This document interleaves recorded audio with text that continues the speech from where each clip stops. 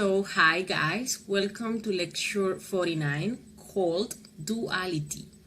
This conference aims to show the very purpose of existence on this planet, and we are going to see all the work we have to do to self-realize our being summarized in 10 steps. Let's start by saying that all the sparks come out of the sacred absolute sun through one of the 7 rays of creation to do this work of learning, and they are given a certain amount of time to achieve it. Once that the time has been exhausted, they must return to the absolute sun again. For the cosmic manifestation, they assign 300,000 esoteric years to each one of those sparks. Those esoteric years are equivalent to 3,000 turns of the wheel of samsara.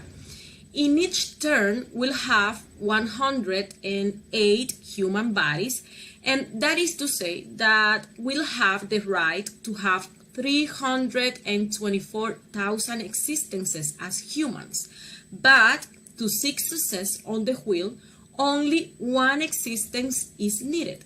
That means we only need one existence to do this work. So it is not required to exhaust the 324,000 existences as humans, but only using a single existence.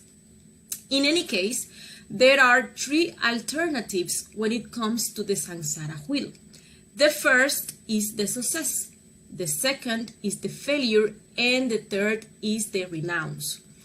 The success is to achieve the intimate self-realization of the being, to take the 10 steps that are needed to be able to achieve self-realization of our being. And for self-realizing the being, it is necessary to liberate all the consciousness, to create the existential bodies of the being, and help at least one person to self-realize. We also have the failure. That means exhausting the 324,000 existences with human physical body and not working within us and returning to the absolute sun with only 3% of consciousness, where we'll be given perpetual happiness and a work to run in perpetuity, but will remain as a failed spark. The last option is the renounce, is to get out of the wheel of samsara through a procedure carried out by the Divine Mother. This option is for the sparks that don't have the strength to do the work, that are weak, that are suffering a lot, or are traumatized. The sparks that can't do this anymore. In that procedure, the spark is cleaned, purified, and returned to the sacred absolute sun in the same conditions as the failed spark. We are all here learning to work. If we achieve full consciousness, we will be able to work fully in the universe, where there will be charges for each one of the sparks. All the sparks have a position in the universe. No one is unemployed there. The sparks that manage to become absolute men, these sparks will always be able to move freely through the universe because they are gods of the universe.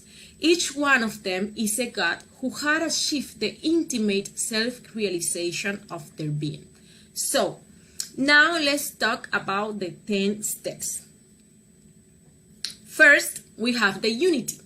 Here, the spark is spewed out of the absolute sun as a unit and must return there as a unit. Then we have the duality.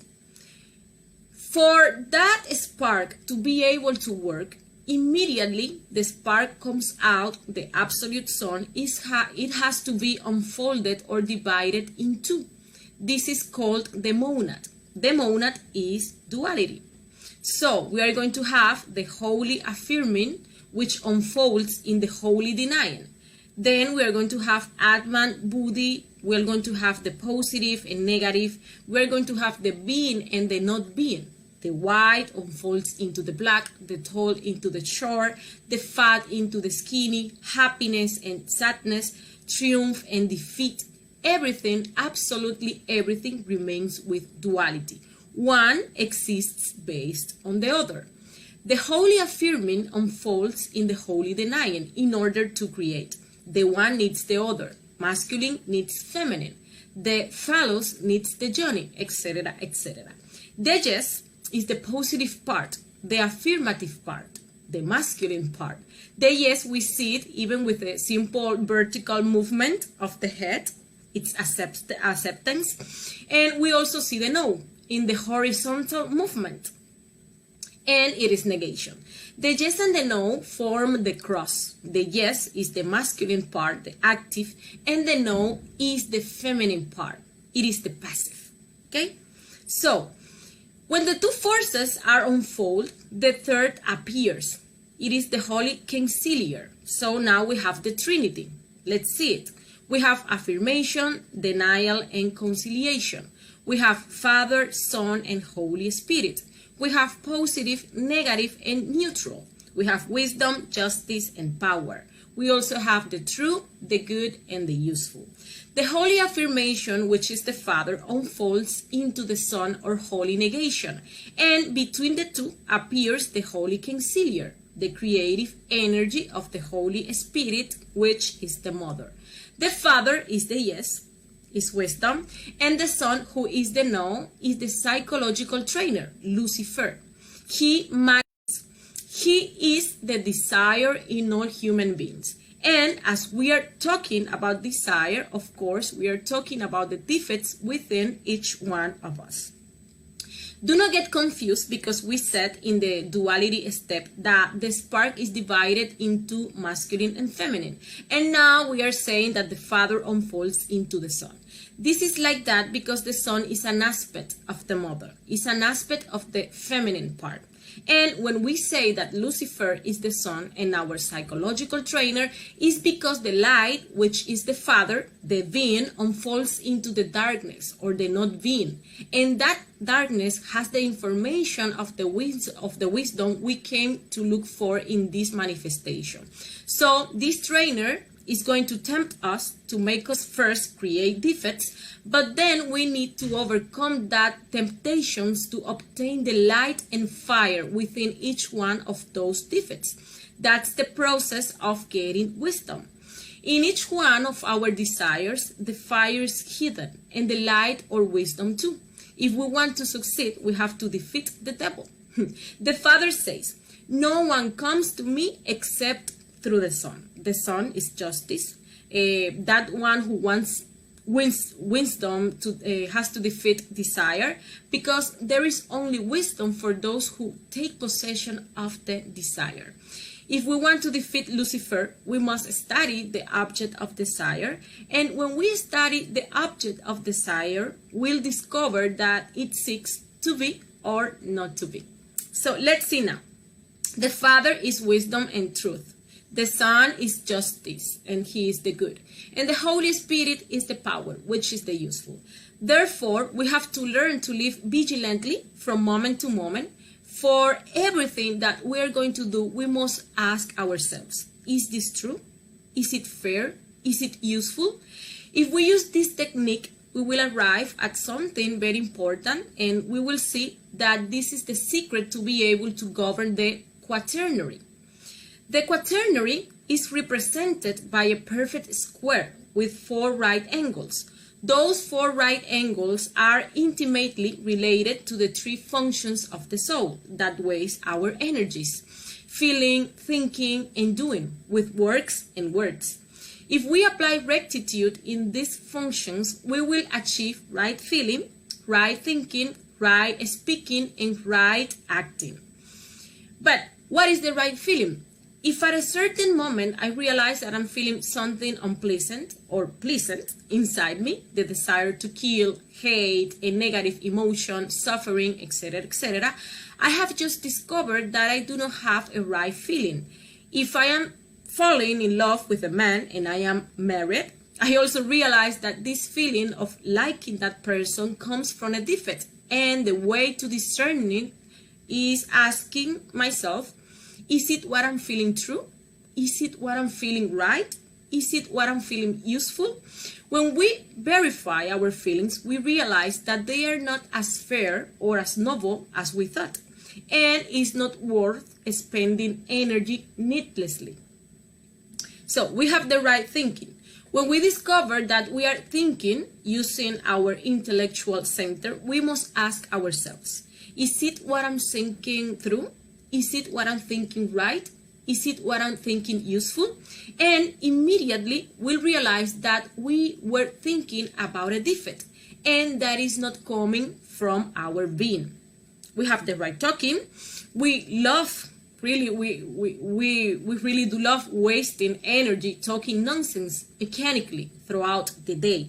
But we never reflect that words are creative energy of the Holy Spirit, and in them all its power is locked up. The verb creates. When we are going to speak, we should necessarily ask ourselves, is it what I'm going to say true? Is it what I'm going to say good or right? Is it what I'm going to say useful? If not, it is best not to speak, so we don't waste energy. And we also have the right doing. Just as it happens with our words, it happens with our works. We can't waste our energy working and becoming exhausted by it. Sometimes, for example, we end up the day completely tired. We have not reflected if the work we wish to do is true, if the work we wish to do is righteous, if the work we wish to do is useful. There, we return to the fact that if there is no energy saving, there is nothing. If we apply the Trinity in these 4 points, as a result will appear the saving of energy, or the balance of the centers, which will allow us to crystallize the quinary. The quinary is symbolized by a 5-pointed star. That 5-pointed star is the true man.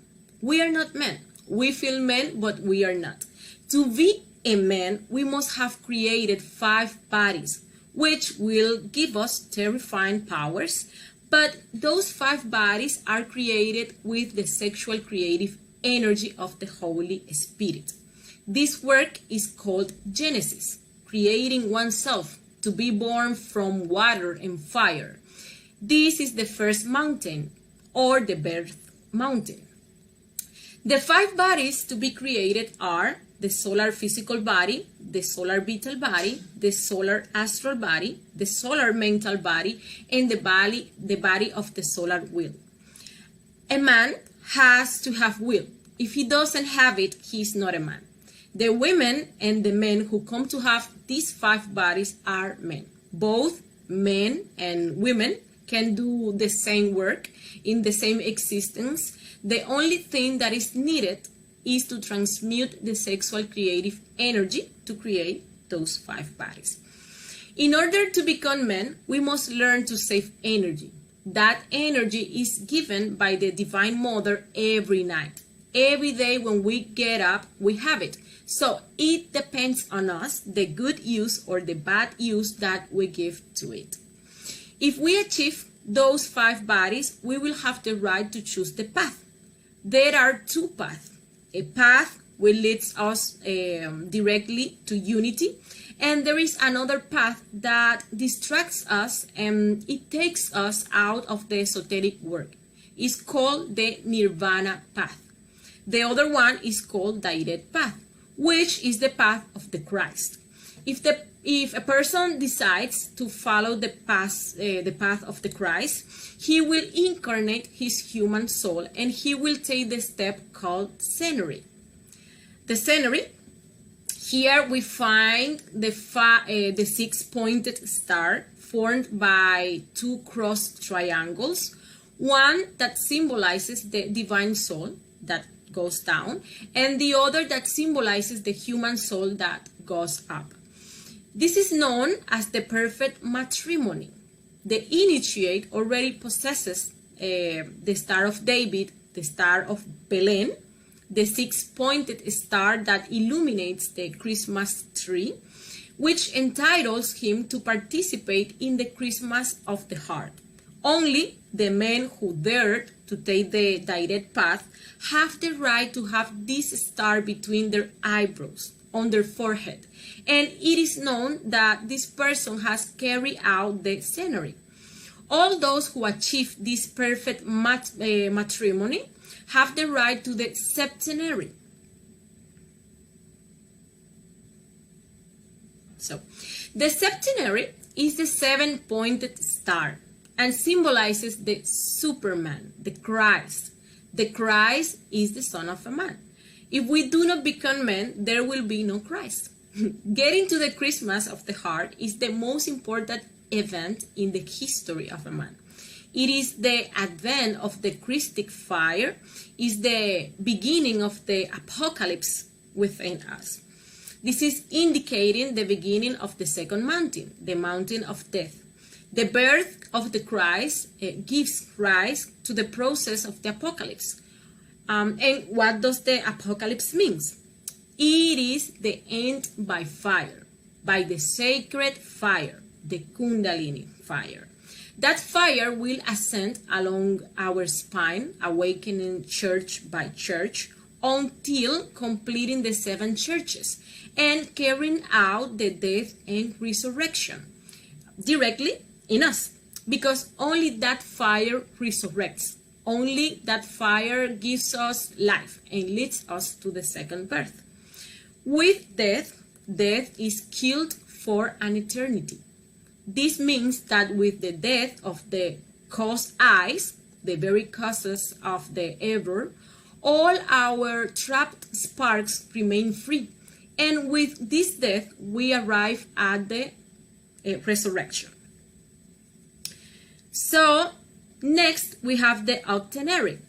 It is symbolized by the meeting of 2 perfect squares, the 8-pointed star.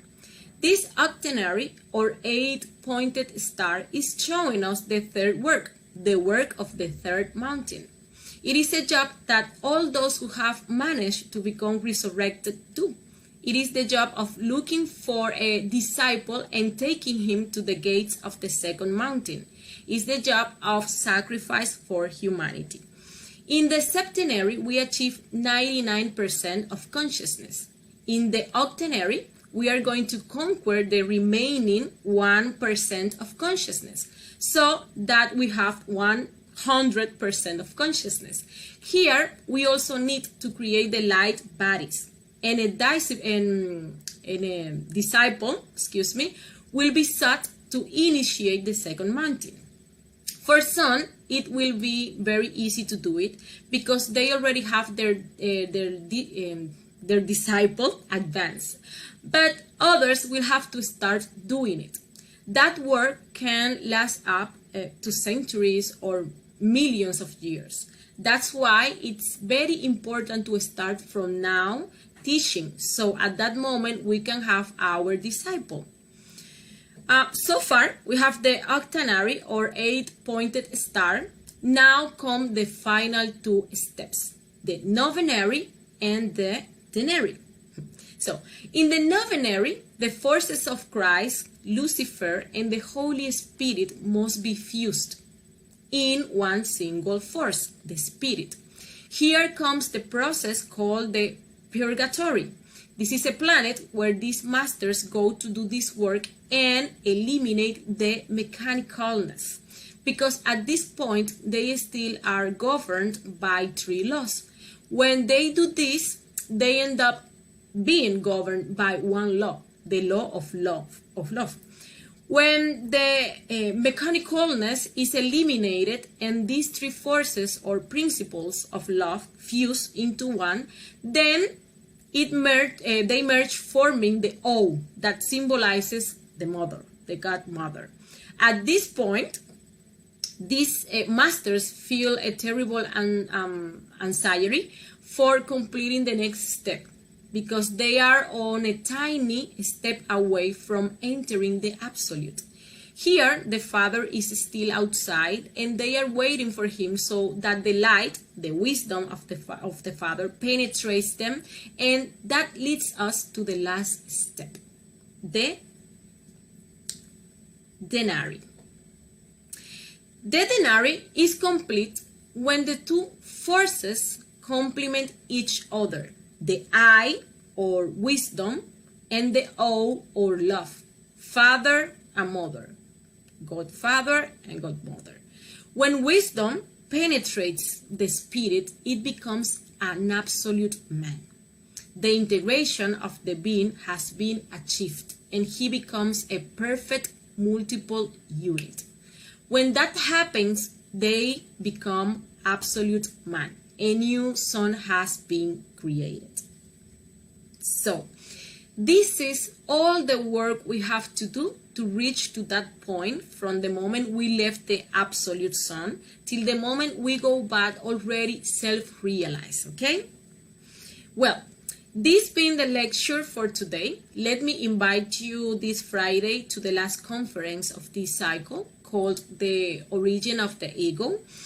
We are going to be learning how was the process of creation of the ego and how was the fall of man from paradise. So, thank you very much and until next time.